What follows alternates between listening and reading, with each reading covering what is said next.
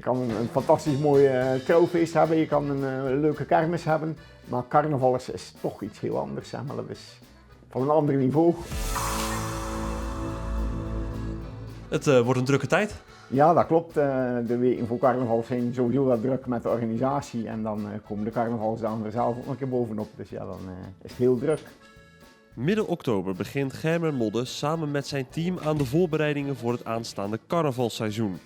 Denk daarbij aan het bouwen van de wagens en het ophalen van advertenties voor de carnavalskrant. Die voorbereidingen zijn nodig, want er staat in Arenburg altijd veel op het programma. De populariteit van het feest is de afgelopen jaren dan ook behoorlijk toegenomen, merkt ook Germen.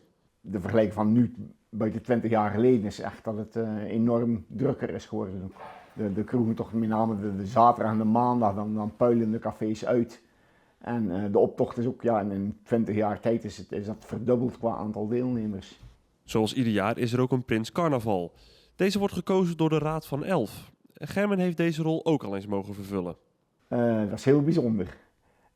Je beleeft carnaval dan toch weer net op een iets andere manier. Maar het is ook wel ja, heel leuk. En ik zou het niet altijd willen zijn, maar echt gewoon voor die paar jaar is het echt gewoon heel bijzonder. En dat zou ik iedereen ook aanraden. Het is voor de voorzitter van de lokale carnavalsvereniging zeker niet de eerste keer dat hij betrokken is bij de festiviteiten in zijn stadje. Ja, ik ben natuurlijk als kind begonnen met meelopen met een carnavalswagen.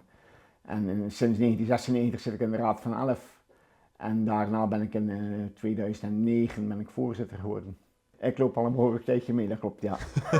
Wat is er nou zo leuk aan dat carnaval? Ja, vooral de saamhorigheid en ja, gewoon dat je gewoon ziet dat het leeft bij de bevolking, dat iedereen plezier heeft. En als je daar een steentje aan bij kan dragen, dat is gewoon geweldig mooi. Ik weet echt, het eerste jaar na corona, toen er voor het eerst weer een optocht was, ja, ik stond bijna te huilen toen alles klaar was. Die wagens die kwamen eraan, het publiek stond weer rij en dik. Dat hadden we 2 jaar niet gezien. Ja, dat was zo'n machtig mooi moment toen, dat hebben we gemist en het is weer terug, zeg maar. Carnaval is dan misschien wel het mooiste feestje van het jaar. Toch worden de regels voor de organisatie steeds strenger. Iets waar Germen zich zorgen over maakt. Ja, dat klopt. Er komt nou steeds meer en meer bij. Vroeger hoefden wij de optocht geen dranghekken te zetten. Nu moeten we 's morgens vroeg opstaan, moeten dranghekken zetten. Die moeten s'avonds weer opgeruimd worden.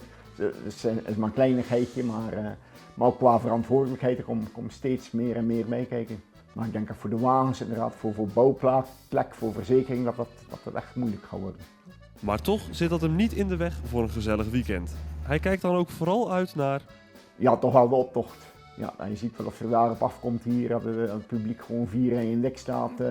Ja, dat is gewoon geweldig. Welkom in Ullehat.